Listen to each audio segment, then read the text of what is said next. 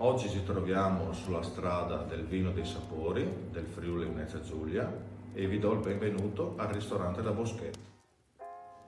Oggi vi prepareremo delle mazzancole nostrane provenienti da Marano, Lagunare, con della barbabietola e dell'aglio blanco, che è una salsa a base di aglio e mandorle. Procediamo con la pulizia dei gamberi, a cui abbiamo appunto tolto l'intestino.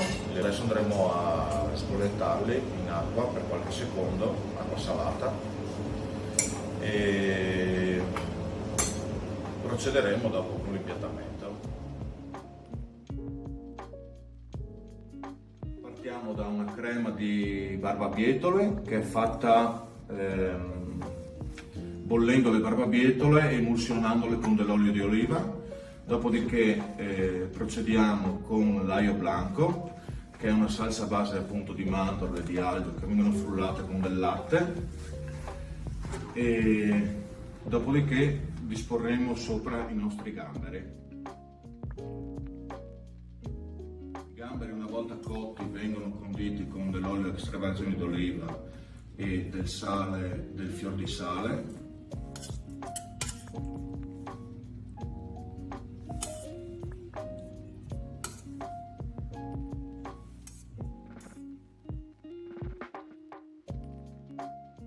Infine vengono disposte delle rondelle di barbabietola marinate in una soluzione acetica.